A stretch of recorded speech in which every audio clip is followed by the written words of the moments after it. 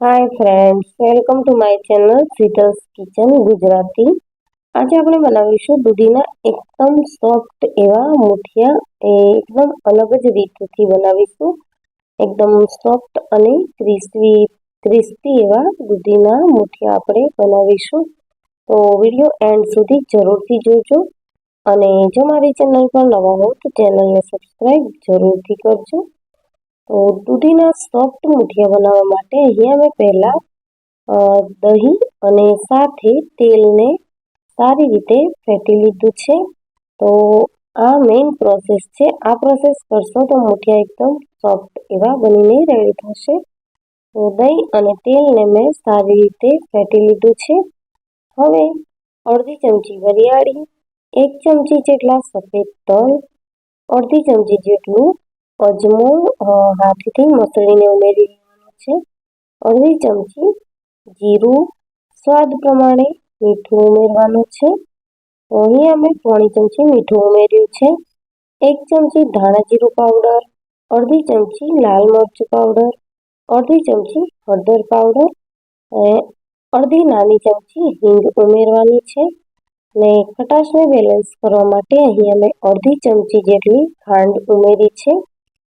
સાથે 1 મોટી ચમચી આદુ મરચાં લસણની પેસ્ટ ઉમેરી લઈશું અને ફરીથી મસાલા આ રીતે આપણે ફેટી લઈશું. તો આ પ્રોસેસ કરવી ખૂબ જ જરૂરી છે, જેથી કરીને આપણા દૂધીના મુઠિયા છે તે એકદમ સોફ્ટ એવા બનશે. હવે મસાલાની ઉપર આપણે દૂધીને આ રીતે છીણી લઈશું, અથવા તો તમે અલગ વાસણમાં છીણીને પણ લઈ શકો છો. તો અહીંયા મેં દૂધી છીણી લીધી છે અને ચપટી જેટલો સોડા ઉમેર્યો છે. સાથે અડધો કપ જેટલા લીલા ધાણા ઉમેર્યા છે.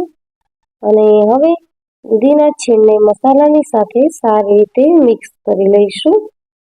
તો આ રીતે આપણે દૂધીના છીણમાં મસાલો ન કરતા દહીંને ફેટી અને દહીંમાં જ મસાલો કરી લઈશું. 3 મોટી ચમચી જેટલો મેં ચણાનો લોટ ઉમેર્યો છે.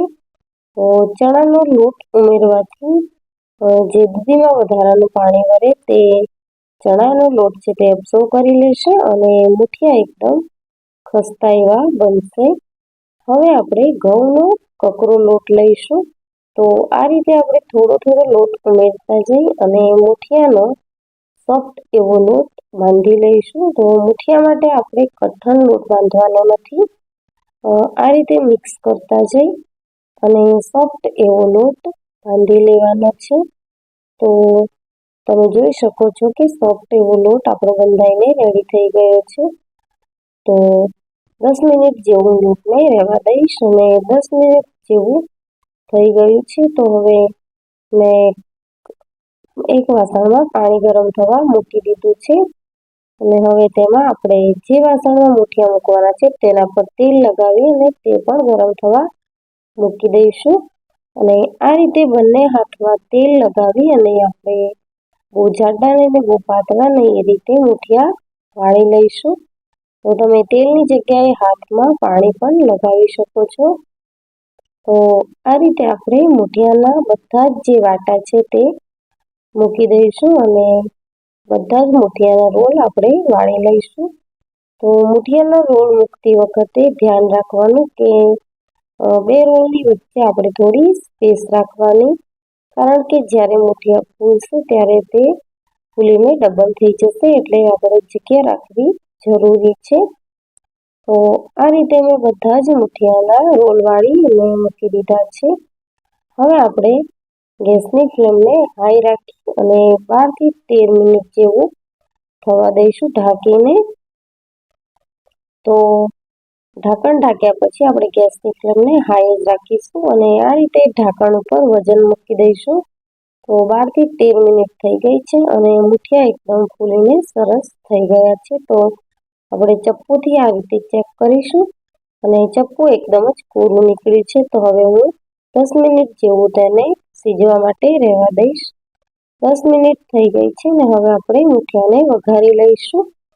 તો આ રીતે મેં કઢાઈમાં તેલ ગરમ થવા મૂક્યું છે અને સાથે મુઠિયાને મીડિયમ થીક એવા કટ કરી લીધા છે. તો એકદમ તૂટી પણ ન જાય અને કઠણ પણ નહીં એવા સોફ્ટ મુઠિયા બનીને રેડી થયા છે. હવે વઘારમાં 1 ચમચી રાઈ, 1 મોટી ચમચી સફેદ તલ અને 2 થી 3 લીલા મરચાંના ટુકડા ઉમેર્યા છે. સાથે વઘાર થઈ ગયા પછી કટ કરેલા મુઠિયા ઉમેરી દીધા છે અને આ રીતે મિક્સ કરી લઈશું. તો મિત્રો તૈયાર છે દૂધીના સોફ્ટ અને ટેસ્ટી એવા મુઠિયા. આ રીતે ધીમા ગેસ ઉપર આપણે તેને ક્રિસ્પી થવા દઈશું. તો મિત્રો તમને રેસીપી કેવી લાગી તે મને કમેન્ટ સેક્શનમાં જરૂરથી જણાવજો. અને જો રેસીપી વિડીયો ગમે હોય તો વિડીયોને લાઈક કરજો, શેર કરજો અને મારા ચેનલને સબસ્ક્રાઈબ જરૂરથી કરજો. Thank you for watching.